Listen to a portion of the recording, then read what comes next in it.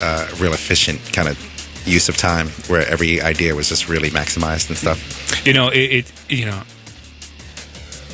not trite to say it, but pain is a huge driver of art. You guys have suffered. Do you think that was what made it come together? You had a lot to get out. You wanted to get out. Just work in general. Sometimes when you're going through some things, I mean, to bury your head in your work. Our work happens to be music. You know what I mean? And it really it was, like I said, therapeutic for us. And it's not like we didn't go in and say, okay, we're going to make this whole record. It's going to be about Chi and about this whole thing about whatever. We didn't look at it that way. More or less, that we just kind of like I guess we're really appreciative of the fact that we've been a band since I don't know how long. Go Wikipedia. A lot of years. Yeah, I mean we started in '88 in the garage, but I mean it's been a lot of years since we've been playing. So the fact that we're able to still make music and have it be somewhat relevant and have people still want to hear it. Dude, you know who really digs your band? Who's that? Every chick in the building loves the Deftones so much. What is it? It's like I remember when I would come home. And if my girlfriend had either a Deftones album on or a Nine Inch Nails album on, it was going down, right? Yeah, it was either she was really angry or really horny. Something was going to happen. It could be really bad or really good. What do you think chicks dig about your music so much? Because it is a lot. I mean, like chicks who are not ordinarily be into heavy music love the Deftones. Love the Deftones. You have to explain why do the lovely ladies love the Deftones? Maybe it's the romantic undertones. Yes. I mean, I don't know. I mean, there's something about sex and violence that are to an extent that are pretty exciting. I mean, I think it fits in our music in certain ways. It's not although our music is pretty heavy bass, I guess, whatever.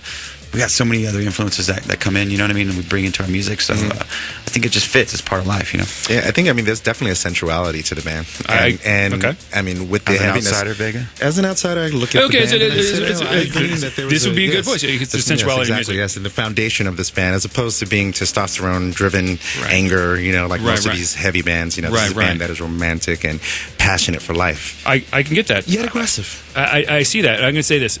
Chicks who I would ordinarily never think about it have come to me and said, okay, when the guys from the Deftones are here, you have to tell them that I'm going to be at the show. Okay. And we totally want to hook up, so you got to say good things. And I'm like, I'm not going to tell them that. Although I just did tell you guys that at that point. On the air. Yeah, totally. So let's just say there might be some girls who want to meet you at the show. What's the best part of the job? Vega, we'll start with you. The company. The company? Yeah. The mellow Winnebago. The mellow Winnebago left a heavy impression on you. No, what it is, everyone's just really present. Everyone really wants to be here. Everyone wants to do that. Everyone puts their best foot forward, and getting a chance to collaborate with them was amazing, just to see how everyone had so much to offer, yet everyone's so willing to support each other. And that's a rare combination. Yeah, and I really appreciate that. So every day I wake up, even the way I'm set up is kind of sideways on stage. I get to see everybody. I'm like, nice. These cats are rad. Oh, right on. Best part of the job for you. For me? Yeah. Because you said this is your job. So what's the best part of your job? Well, obviously the hour and a half that we get to play. I mean, a lot of the rest of the day is pretty much kind of waiting for that. Right. But yeah, I mean, I've gotten really comfortable, man. I've been on. So what has it been, like 2 months, 3 months since we've last been home, and so I've been on the tour bus for for a few months now, and I'm pretty used to it, man. I like waking up. When the bus I can't sleep until the bus starts to roll, and then it puts me right to sleep, and I sleep like a baby. Oh, right. And I wake up, and me and Vega will have some coffee in the morning. Yeah, we get up early.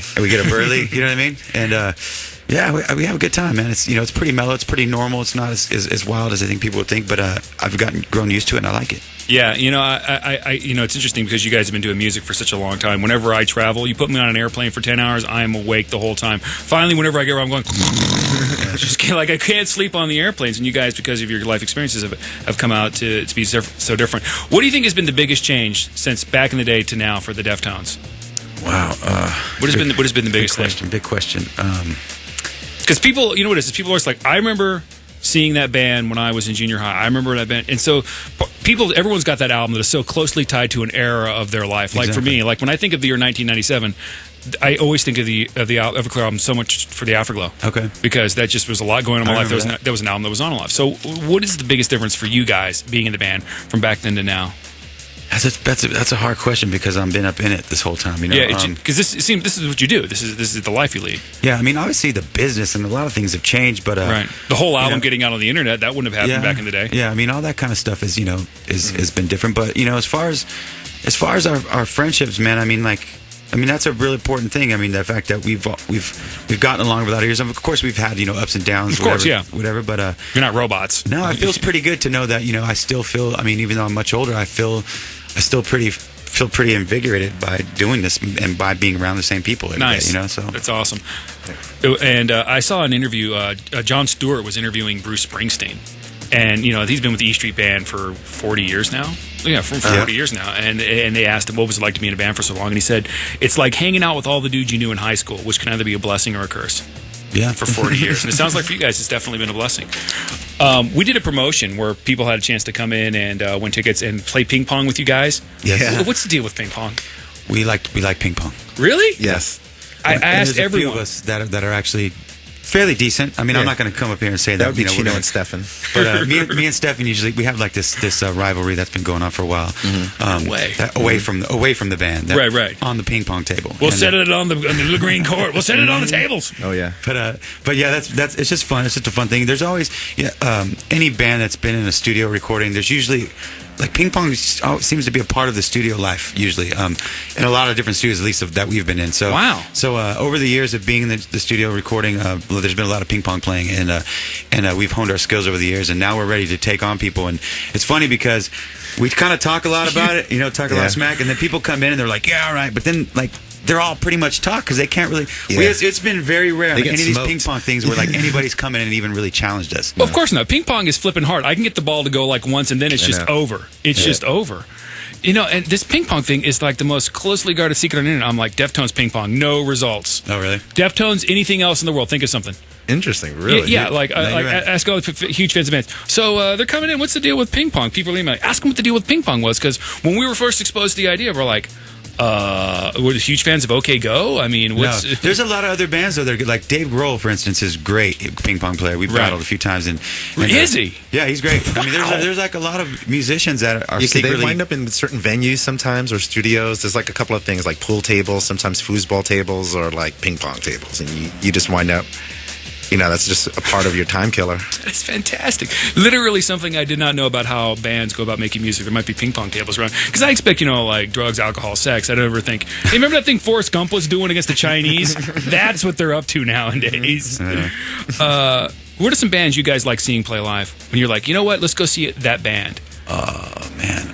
What's good to see? I don't know, man. I enjoy seeing live music in general. I don't care if it's a cover band or whatever. Like once in a while getting out of, my element, or actually, that wouldn't be getting out of my element, really. But not doing your band, but not doing me. I like to go see other bands play. I mean, it's interesting to see how other people do what they do what we do, but do it their way. So, I enjoy seeing a lot of stuff. I wish I could give you a name of something off the top of my head, but I'm not that smart. It's very much just appreciating doing it. Like when we're touring with the band, for instance, we've just come off of the Black Diamond Sky tour, and getting to watch these bands night after night and see how they operate, and see them, in that kind of context over time and stuff. It's really that I appreciate that. Yeah, no, it's one of my coworkers. Her boyfriend's in a band is actually going to be playing a show, and they toured a little bit with Seven Dust. I mean, they're starting to do national tours, and they say exactly that. Like, part of the things they enjoy is seeing how bands have been doing it for long, how they operate on stage, and how the crew works, and how this works, and how that works. Yeah, it's nice to see. Like, I enjoy getting up early, and I just watch the stage come up, watch things get loaded, and I take pictures throughout the day. Take pictures at the end of the night. I just like the whole thing, and then I know that I get to do that again tomorrow. What song did you hear when you were a kid that made you want to be a musician? It was Tom and Jerry. Is you is or is you ain't my baby. Is you is or is you ain't my baby. Never even heard that song. You acting lately makes me down. Oh man, I know exactly what you're talking about. And I was like, man, and that little female cat was looking out the window like, and I was like, yeah.